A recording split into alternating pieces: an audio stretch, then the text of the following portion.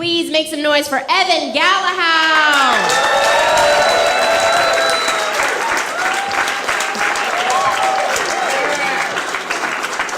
All right, whatever Jimmy said, ditto. Ditto to that. How's everyone doing? Good.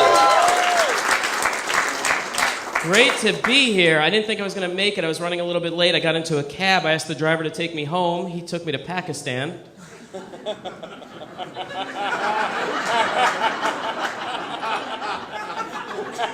My home. My home. So happy Passover, happy Easter to everyone. Everyone have a nice holiday? Yeah. Good. I'm a little cynical. I'm a stand-up comic, so I'm a little cynical anyway. I'm cynical when it comes to religion. My view on religion basically is this. If your God, when you die, gives you a problem about what you eat on any specific day of your life, no matter how good a person you are, that God is an asshole.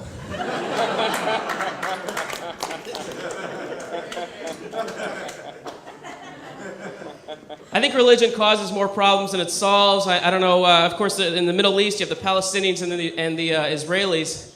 I'm not sure if you've been watching the news over the last 10,000 years or so.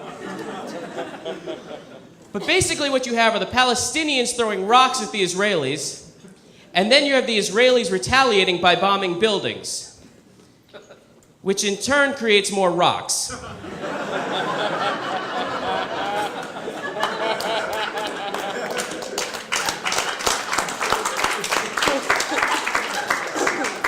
I mean, you understand why the cycle of violence is continuing over there. Maybe instead of bombing the West Bank, the Israelis should pave the West Bank.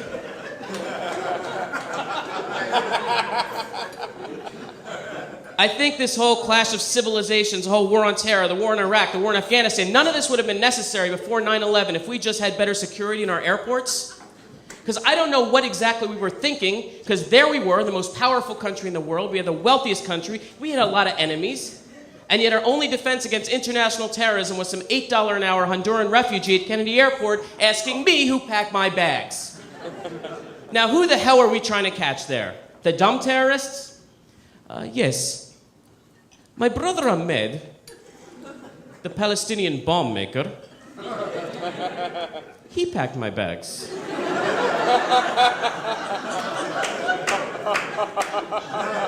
And he was wondering, how many Jews are on my flight?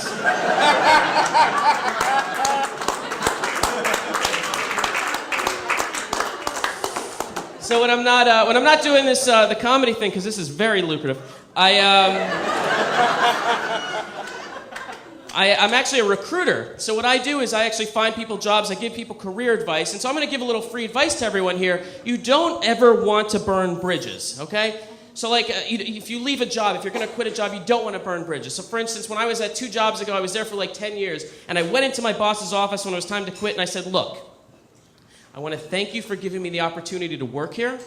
I really learned a lot, but I think it's time to move on away from you sick, demented, tormenting, condescending, schizophrenic, alternate day, manic depressive, low-paying, Prozac-taking freaks. And by the way, can I use you as a reference?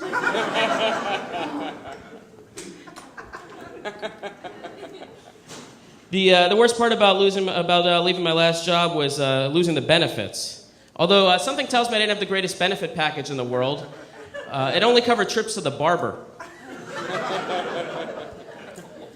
So I'm married. I've been married 3 years. I have 2 kids. Thank you. Oh, God.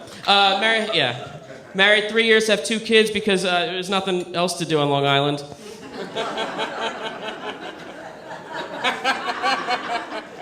You don't realize how dangerous 1 minute total combined of unprotected sex, 1 minute of unprotected sex can do to you.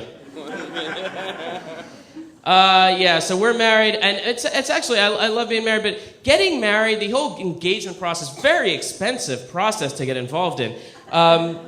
When I got engaged, I had to buy a ring, and the ring is very expensive. It cost me $15,000, right? $15,000. Do you realize how much weed I could buy for $15,000?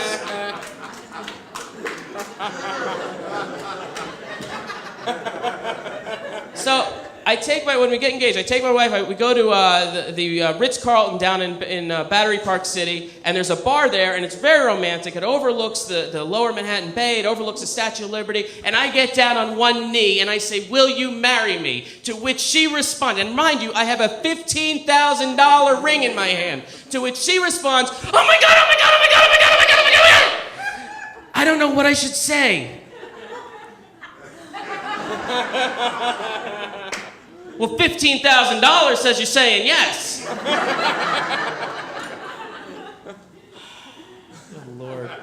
Well, she said yes, and then we moved in together. We got a dog, because you got to get a dog before you have kids, just to test it out. Any dog lovers here? I love dogs. I think dogs are great. I think it's very funny when people try and outsmart their dogs, right? Like, people will train their dogs to go to the bathroom on newspaper so they don't have to take them outside for a walk. Not a bad idea until one Sunday afternoon you fall asleep with the New York Times on your chest.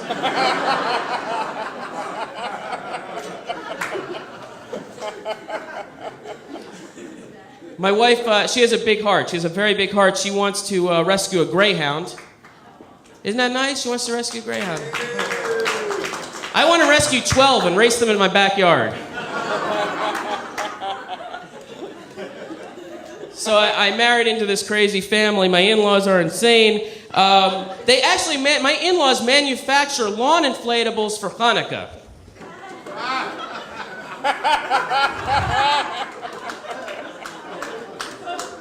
By a show of hands again, how many people here in Manhattan have purchased lawn inflatables for Hanukkah? Which is why my in-laws live on my couch. My mom is crazy. My mom's 80. She has a strange habit. She likes to read the obituaries. And it's strange until you realize, well, it's kind of like Facebook for her.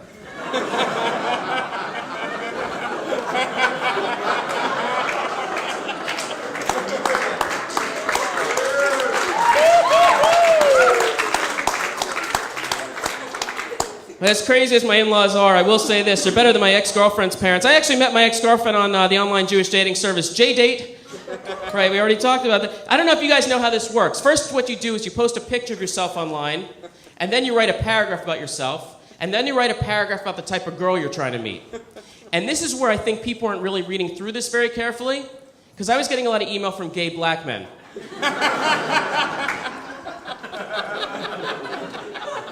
But apparently it works. I was looking for a bright, ambitious woman.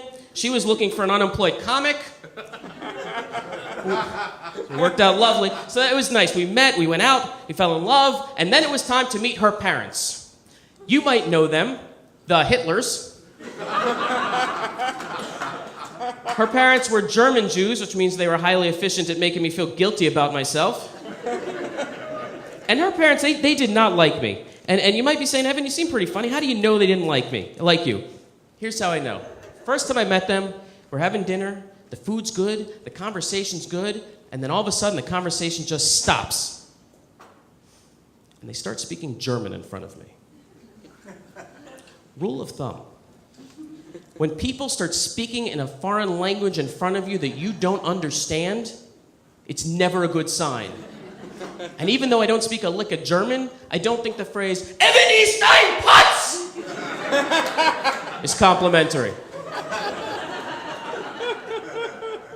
I'm surprised I was able to meet a woman online at all. I'm very picky when it comes to meeting women. Like all my life, I want to meet a woman who speaks well. Like I don't like when people say ax instead of ask, right? Because the word is actually ask, but every time I try and correct someone, they get a little upset, they get a little defensive. I'm like, well, can you imagine the president talking like that? And they go, well, George Bush. I go, can you imagine a smart president talking like that? Can you imagine John F. Kennedy standing in front of this country going, and so my fellow Americans, ask not what your country can do for you, ask what you can do for your country. Because the Russians would have been watching this on TV going, this Kennedy, he's from Staten Island.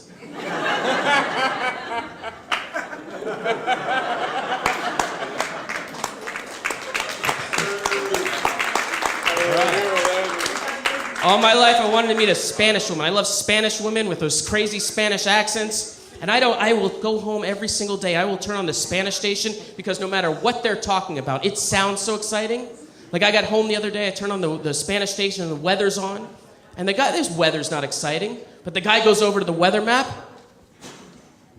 El sol está afuera de costa a costa, de San Juan, Puerto Rico, hasta Trenton, New Jersey. Which I think means Evan Eastine Potts. You guys have been great. My name's Evan. Keep it going. You guys have a fun crowd. Evan Gallahou! Let him hear it. Evan Gallahou! Very funny.